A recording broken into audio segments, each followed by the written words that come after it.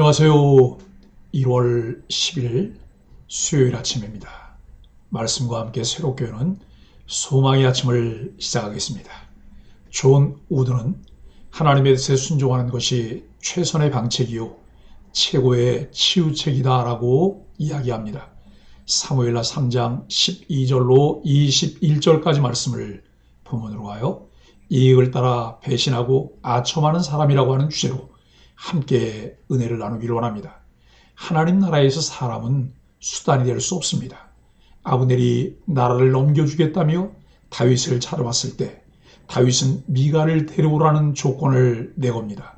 사울의 딸 미갈을 아내로 되찾으면 이스라엘 왕으로서의 후계 정통성을 가질 수 있다고 생각한 것으로 보입니다.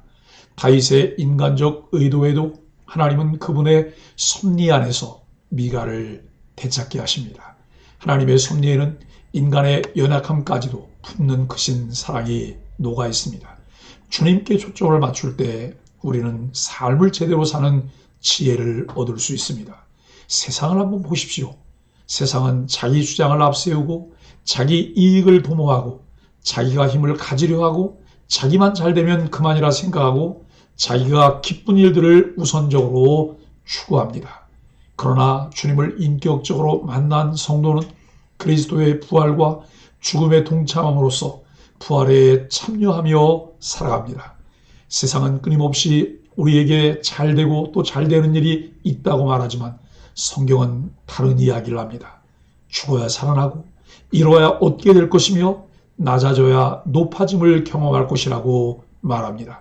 세상은 십자가 없는 부활과 고난 없는 영광을 말하지만 그것은 불가능합니다.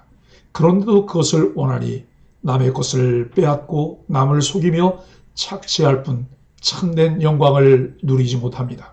성경은 우리가 십자가에 달려 돌아가신 주님을 조차 고난받고 낮아지고 섬길 때, 주님 때문에 잃을 때 남들도 살고 우리도 하나님의 방법으로 살게 된다고 말합니다. 진짜 인생을 사는 참된 지혜와 방법이 여기 있음을 알게 됩니다.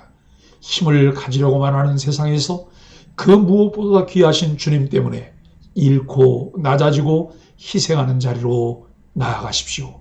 세상은 그런 교회와 성도를 통해 진정한 위로와 힘을 얻고 살아계신 하나님의 영광을 보게 될 것입니다. 본문에서는 다윗과 아브넬 사이의 언약과 그 이행 과정에 등장하는 두 인물이 눈에 띕니다. 먼저 미갈입니다. 다윗은 아브넬이 제시한 온 이스라엘 통치 협력 언약의 조건으로 가장 먼저 미갈을 요구했습니다. 미갈은 일찍이 다윗을 사랑했고 다윗이 사울의 살해 위협에서 벗어나도록 목숨을 걸고 도와주었습니다. 그런데 이후로 다윗을 다시 만나지 못했고 바라지 않던 다른 사람과의 결혼을 했습니다. 그리고 지금 미갈은 다윗을 다시 만나게 되었지만 어떤 면으로 보면 정치적 목적을 위한 수단으로 전락하고 말았습니다. 둘째 인물은 발디엘입니다.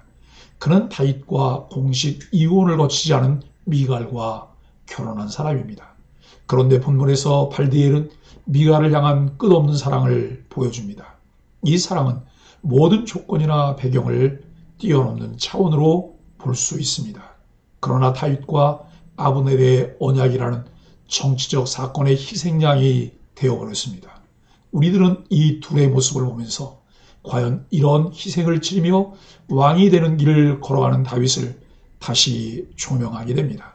아브넬의 입에서 나온 말처럼 여호와의 약속을 이루는 대의가 다윗이 왕이 되는 길입니다. 하지만 그 목적을 위해서 미갈과 발디엘이 애꿎은 희생양이 되는 모습이 적나라하게 드러납니다.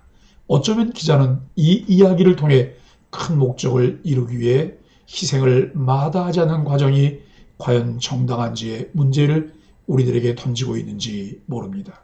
위대한 지도자 다윗의 이런 어두운 면을 통해 우리들은 자신을 돌아보게 됩니다. 다윗은 오래전에 이미 이스라엘의 왕으로 기름 부음을 받았습니다. 비록 시간이 걸리고 우여곡절도 많았지만 그는 결국 온 이스라엘의 왕으로 세워졌습니다. 하나님은 다윗을 대적하던 아브넬을 통해 이 일을 이루어 가십니다. 하나님은 다윗을 통해 일하시고 다윗을 위해 일하셨습니다. 우리는 나를 통해 일하실 하나님을 기대해야 합니다. 나를 위해 일하시는 하나님을 경험해야 합니다. 12절로 16절은 다윗에게 붙은 아브넬입니다. 하나님은 합력하여 선을 이루시는 분입니다. 이제까지 다윗을 대적했던 아브넬이 이제는 이스라엘을 다윗에게 돌리겠다고 나섰습니다. 그는 다윗에게 전령들을 보내 언약을 맺자고 제안합니다. 아브넬이 사울의 집에서 돌아선 것이 하나님 섭리의 한 부분임을 알게 됩니다. 하나님은 대적들을 통해서도 일하십니다. 하나님이 쓰지 못하시는 사람은 없습니다. 누구보다 열심히 교회를 박해하던 바울도 교회를 세우는 자로 바꾸신 분이 하나님입니다. 아브넬의 요청에 다윗은 한 가지 조건을 겁니다. 아내 미갈을 데려오라는 것입니다. 미갈은 다윗이 정당하게 얻은 첫 번째 아내입니다. 사울을 피해 도망 다니느라 헤어지게 되었는데 이제 미갈을 되찾고자 하였습니다. 다윗의 요청을 받은 이스보셋은 발디엘의 아내가 된 미갈을 다윗에게 돌려보냈습니다. 하나님은 잘못된 일을 바로잡으시는 분입니다. 미갈에게 남편이 있었지만 다윗이 미갈에 합당한 남편이었기에 다윗에게 돌리셨습니다. 하나님이 일하시면 복잡하게 꼬였던 문제도 바로잡으십니다. 17절로 19절은 아브넬의 본격적인 반역입니다. 아브넬은 이스라엘의 장로들을 모아놓고 다윗을 이스라엘의 왕으로 세우기 위한 물밑 작업을 합니다. 다윗을 칭송하면서 영향력 있는 장로들의 마음을 다윗에게 향하게 합니다. 아브넬의 물밑 작업은 성공적이었습니다. 그는 이스라엘과 베냐민 온 집이 선하게 여기는 것을 다윗에게 말해주려고 헤브론으로 갔습니다. 다윗은 헤브론에서 7년 6개월을 기다렸습니다. 때가 되었을 때 전혀 예상치도 못했던 아브넬을 통해 온 이스라엘의 왕으로 세워지게 됩니다. 하나님의 일은 하나님의 때, 하나님의 방법으로 이루어짐을 기억하십시오. 인간적인 방법을 동원해 무엇을 하려고 하면 부작용만 있습니다. 하나님의 일하심을 믿고 신뢰하며 기다려야 합니다. 하나님을 사랑하며 그의 뜻을 분별하며 주님을 신뢰하는 것을 배우며 기다려야 합니다. 다윗은 아브넬 일행을 위해 잔치를 배설합니다. 전에는 대적이었지만 이제는 동반자가 되었습니다. 다윗은 대적에서 헌신자로 바뀐 아브넬을 기쁘게 받아주었습니다. 중요한 것은 나의 감정이나 생각이 아니라 하나님의 뜻과 일이 이루어지는 일입니다. 하나님의 일을 위해서는 불편한 관계에 있던 사람이라도 포용할 수 있어야 합니다.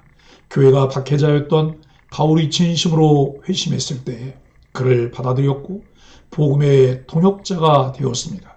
성도는 기꺼이 받아주는 사람이 되어야 합니다. 다윗은 아브넬을 위해 잔치를 배설하여 따뜻하게 맞아주고 그를 평안히 보냈습니다. 하나님은 합력에서 선을 이루시는 분입니다. 하나님을 사랑하는 자, 그의 뜻대로 부르심을 입은 자들에게는 모든 것이 합력하여 선을 이루게 하십니다. 도움을 기대하기 어려운 사람도 최고의 조력자로 바꾸시는 분이 주님이십니다. 그러나 주님이 용납하지 않았던 일들이 있습니다. 하나님의 나라를 회방하던 사람들입니다. 주님은 그들을 향해 거침없이 독사의 자식이라고 말씀하셨습니다. 복잡하게 꼬였던 문제도 단순하게 해결하시는 분이시지만 용납하지 않으셨던 일들이 있었음을 살펴보는 것도 매우 중요합니다. 성도는 이렇게 진실하게 하나님 앞에서 분별하며 기다릴 줄 알아야 합니다. 대적일지라도 돌아서면 받아줄 수 있어야 합니다. 우리에게 중요한 것은 하나님의 일이 이루어지도록 분별하고 따르는 일입니다.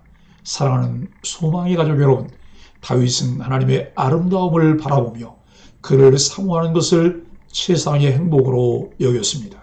내가 여호와께 바라는 한 가지 일, 그것을 구하리니 곧 내가 내 평생에 여호와의 집에 살면서 여호와의 아름다움을 바라보며 그의 성전에서 사모하는 그것이라. 그는 하나님의 아름다움을 본 사람입니다. 그런 까닭에 하나님을 사모했습니다. 히브리서는 예수님의 아름다움에 대해 기록하고 있습니다. 우리는 아름다움에 이끌립니다. 세상 사람들은 아름다움을 추구합니다. 하지만 세상에서 추구하는 아름다움은 결국 변하고 맙니다. 우리가 아름답다고 생각했던 사람들이 얼마나 우리를 실망시키고 있습니까? 우리가 스스로 아름답게 만들기 위하여 노력했던 것들이 우리의 마음을 아프게 합니다. 팝 가수 마이클 잭슨은 스스로가 생각하는 아름다움을 추구하기 위해 수없이 성형수술을 했습니다. 그것으로 그가 행복했을까요? 아닙니다. 세상 사람들은 돈이 많은 사람, 성공한 사람, 권력이 있는 사람, 체력이 좋은 사람, 멋있는 사람들에게 매력을 느끼지만 그 사람들에게 배신당하는 것을 보게 됩니다. 이 세상의 것들은 다 변하지만 하나님의 아름다움은 언제나 동일하십니다. 아름다움의 원천이 되시는 하나님을 경배하기보다는 세상의 권세와 부여와 재물과 외모를 숭배한 까닭입니다. C.S. 루이스는 우리를 결코 배반하지 않는 아름다움을 찾았을 때 진정한 행복을 경험했다고 고백합니다. 그 아름다움은 모든 아름다움의 원천이 되시는 예수님 안에 있습니다. 내 평생에 가장 아름다운 것은 모든 아름다움이 나오는 곳을 발견하는 것이었다라고 이야기했습니다.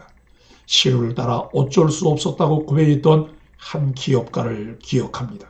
이익을 따라 살고 기회를 따라 살아간다면 우리는 정도를 걸어갈 수 없습니다. 예수님께서 아무든지 나를 따라오려거든 자기를 부인하고 자기 십자가를 지고 나를 따를 것이니라 하신 말씀대로 주님을 따르는 소망의 가족들이 되기를 예수 그리스도 이름으로 간절히 축복합니다. 함께 기도하겠습니다. 하나님, 제 이익과 상황에 유리하게 하나님의 뜻을 끼워 맞추려 했던 악함을 고백합니다. 아무리 선한 목적이라도 누군가 마음이 상하지 않은지 살피며 끝까지 하나님 뜻에 집중하게 하여 주옵소서. 각 사람의 인생을 이끄시는 하나님의 놀라운 섭리를 볼 수 있도록 우리의 눈을 열어 주옵소서. 예수님의 이름으로 간절히 기도합니다. 아멘.